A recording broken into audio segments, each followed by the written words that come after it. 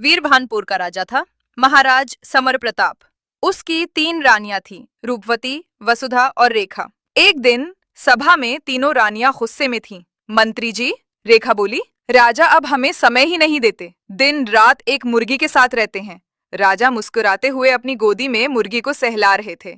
नाम था उसका स्वर्णिका। वसुधा चीखी, इतिहास में लिखा जाएगा कि राजा ने मुर्गी से शादी कर ली थी। समर प्रताप शांत भाव से बोले, ये कोई सामान्य मुर्गी नहीं है, ये मेरे जीवन की सबसे अनमोल चीज है। रूपवती चिल्लाई, पर क्यों?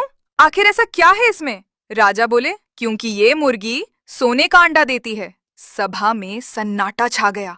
रानियां आपस में देखकर बोली, तो यही कारण है। रात को तीनों रानियां राजा के शरबत में नींद की दवा मिलाकर स्वर्णिका को चुपके से उठा ले गईं। इसे जंगल में छोड़ दो, वसुधा बोली, किसी जानवर का पेट भर जाएगा। जंगल में मुर्गी को छोड़ने के बाद तीनों रानियां सोचती हैं कि अब राजा का मोह भंग हो जाएगा। इधर जंगल के पास लकड़हारा भोला राम अपनी पत्नी पुष्पा से झगड़ रहा था। तेरे जैसे आदमी से शादी करना मेरी सबसे बड़ी भूल थी, पुष्पा चिल्लाई। तेरी शक्ल देख के तो लकड़ियां भी टूटने से मना कर देती हैं, भोला राम बोला। तभी मुर्गी स्वर्णिका उनके सामने आ गई। भोला राम ने सोचा, आज तो दावत होगी, लेकिन मुर्गी पकड़ में नहीं आई। आखिर में वो बबलू गधे के ऊपर चढ़ गई। पुष्पा ने चिल्लाकर कहा, इसे मार।